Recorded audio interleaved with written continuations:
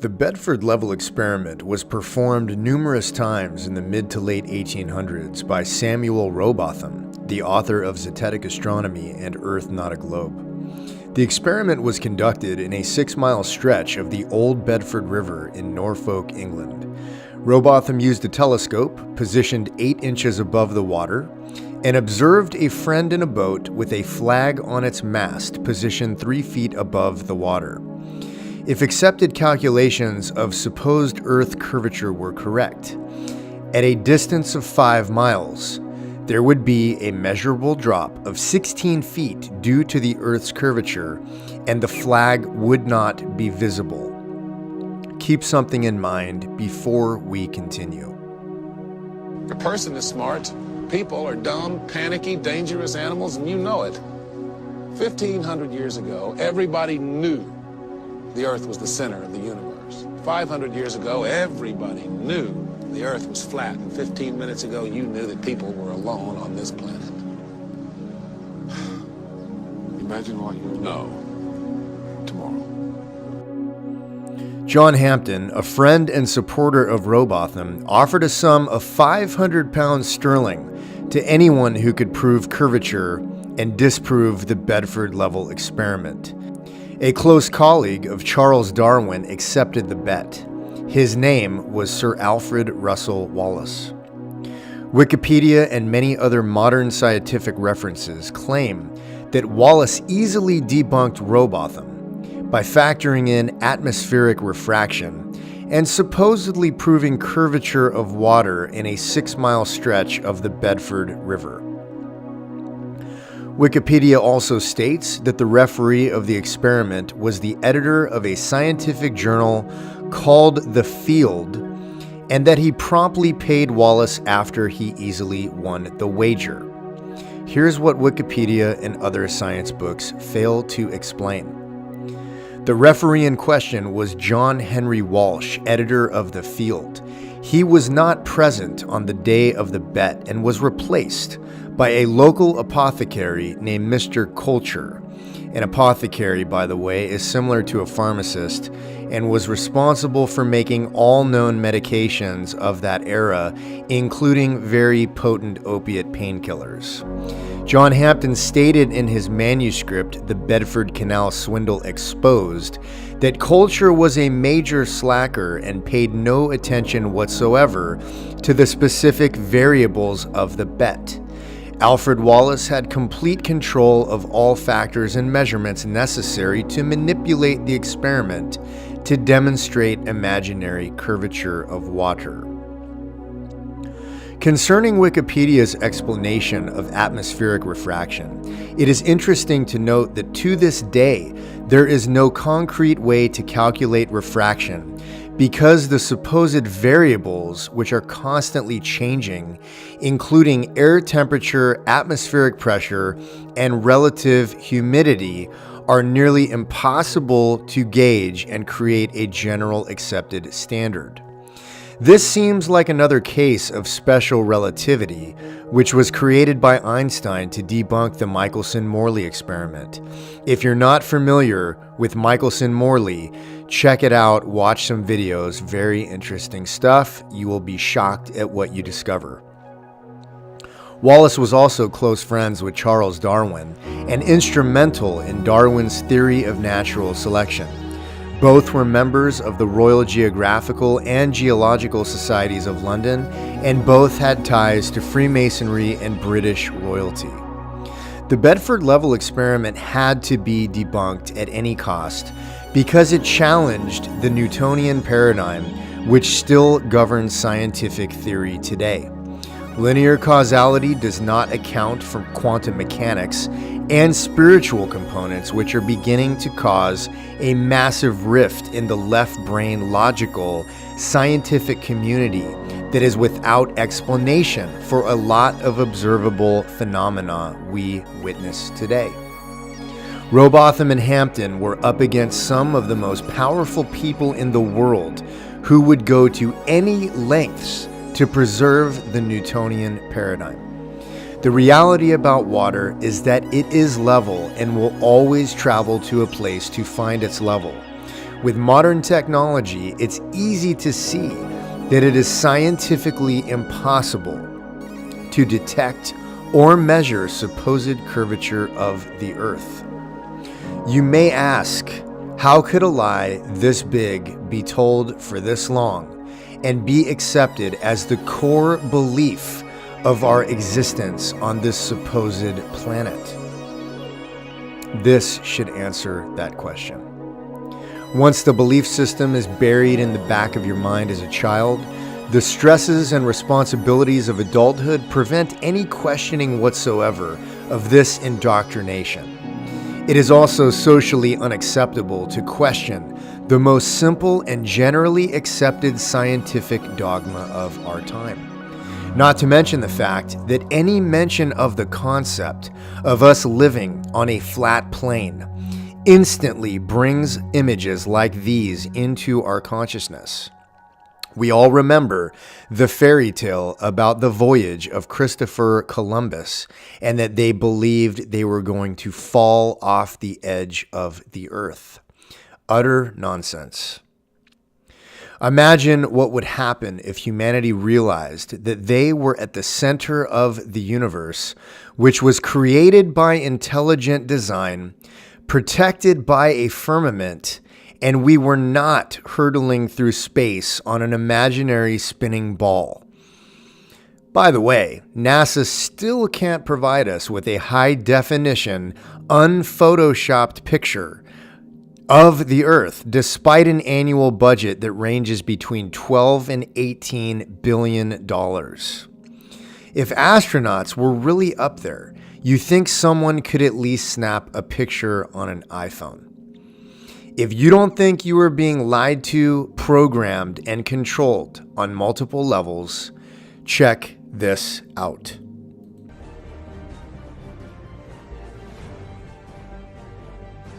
It's proof right there. This is an official NASA photo of the first Apollo 11 lunar module landing on the moon. I mean, it's right there. This is proof, man. It's the picture's right there. It's landing on the moon. But the only problem I have with this picture is that it's taken from the moon. I don't know what the big deal was with being the first guy on the moon. It seems the camera crew was already there. Hey, all right. Do you see Photoshop? Yes. Yeah. Okay. And if those of you who think this technical difficulty was planned and think I'm scamming you, go do it for yourself. I'm going to zoom in on the Earth in Photoshop. You see the Earth? Yep. Okay, I'm going to go to Image, Adjust, Levels, and I'm going to bring the levels over here. And I'm going to bring the levels up. Uh-oh. What is that? Oh, wow. Yeah, wow. Why is there a square box around the Earth allegedly taken from the scientists on the moon in Apollo 17? Then you got other pictures like this, the blue marble, right, that come out. Okay, well, there's a big problem with the blue marble, and I'm going to zoom in here and show you what the problem is. These are all composite images where they are really not very good at Photoshop because they're using the Photoshop clone tool to replicate clouds. Earth, throughout its life, even when it formed, it was spinning, and it got a little wider at the equator than it does at the poles. So it's not actually a sphere, it's oblate, and officially it's an oblate spheroid. That's what we call it. But not only that, it's slightly wider below the equator than above the equator. A little chubbier. A little chubbier. Yeah. Chubby's a good way. It's like pear-shaped. So hopefully you're still with me.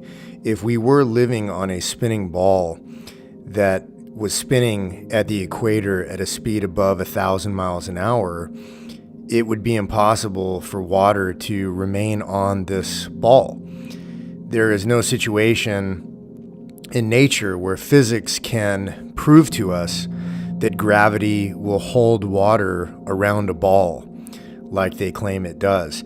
And when you were in kindergarten and you asked your teacher or your parents how people in Australia walk around and do what they do upside down, you were onto something. But because we were not educated, we were indoctrinated, we were taught never to question the official narrative about anything. So that's where this is going. And when you sit back and look at the magnitude of the deception, it's really unbelievable how this has gone on for this long. And when I first saw these YouTube videos about flat Earth, I wouldn't even click on them because I thought they were ridiculous. And I figured, I'm college educated, I have a good career, I'm successful. Why do I want to waste my time on something so ridiculous? I would prefer to watch something different. So finally I gave in and I was hooked. And like 100 other guys I've heard on YouTube, I originally started my quest trying to disprove such a ridiculous theory. And after failing over and over and over, everything started to add up. When you look at the secrecy about the North Pole, first off, and you look at the secrecy and limited access to Antarctica, and you listen to Admiral Richard Byrd speak about his journeys and adventures into Antarctica, and then you research Operation High Jump and Majestic 12, which are all declassified, and I'll definitely be getting into more detail in future videos, you start to realize that there is something really, really secretive going on in Antarctica. And you look at the pictures of the gigantic ice wall, and you start to realize that this ice wall basically encompasses the entire plane we live on. So this gets crazy when you start going this far down the rabbit hole, and then you say, how could my entire reality have been fabricated? And human beings are innocent by nature and very open to programming and suggestion. And we have some puppet masters pulling the strings in this reality that are highly skilled, highly intelligent, and very well funded. And their goal is to keep you spinning on this imaginary ball so everything in your life spins out of control, and you barely have enough time to put together one critical thought in your head with the hundreds of distractions, whether it be entertainment or social media or the stresses of daily life, bills and kids and jobs and bosses and traffic and vehicles that break down and mortgages to pay and all of this kind of stuff. So we're being assaulted on so many different levels that it's very obvious at this point that there's some type of massive awakening going on. Because if you would have told me 6 months ago that I would be investigating these type of topics on a YouTube channel, I would have told you you were crazy. And, you know, at the end of the day, it doesn't matter what other people think about you. There's a really good meme. It says, I used to care what other people thought about me until I tried paying my bills with their opinions. And the reality is you're not going to pay your bills with anybody's opinions but your own. So, and it's also fascinating too that the haters just come out in droves when you start making videos like this, man. People hate this stuff because it either makes them feel really insecure that their fabricated reality is starting to crumble like a house of cards, or they really wish they were flying through space on a spinning ball, circling a gigantic ball of fire, hurtling through infinite space, and that they were created when nothing exploded to create everything, which is the Big Bang Theory, that all of this came from absolutely nothing that exploded, which is just nonsense. So, it's pretty obvious I believe in intelligent design. It's pretty obvious I believe we are not moving at all and everything is circling around us. So if you are on the same page, or you don't even have to be on the page, but I'm going to tell you what, do some research and open your mind, because there's an awakening going on, and this is what will push you off the edge and really get you to change your perspective on everything, because we are talking about a complete and total fabrication of reality that you've been indoctrinated into. We've all been indoctrinated into it. So till next time, God bless, and would love to hear your feedback. And the flag would not be visible. Keep something in mind before we continue. A person is smart. People are dumb, panicky, dangerous animals, and you know it. 1,500 years ago, everybody knew the Earth was the center of the universe. 500 years ago, everybody knew the Earth was flat. 8 inches above the water, and observed a friend in a boat with a flag on its mast positioned 3 feet above the water. If accepted calculations of supposed Earth curvature were correct, at a distance of 5 miles, there would be a measurable drop of 16 feet due to the Earth's curvature experiment. A close colleague of Charles Darwin accepted the bet. His name was Sir Alfred Russel Wallace. Wikipedia and many other modern scientific references claim that Wallace easily debunked Robotham by factoring in atmospheric refraction and supposedly proving curvature. The Bedford level experiment was performed numerous times in the mid to late 1800s by Samuel Robotham, the author of Zetetic Astronomy and Earth Not a Globe. The experiment was conducted in a 6-mile stretch of the Old Bedford River in Norfolk, England.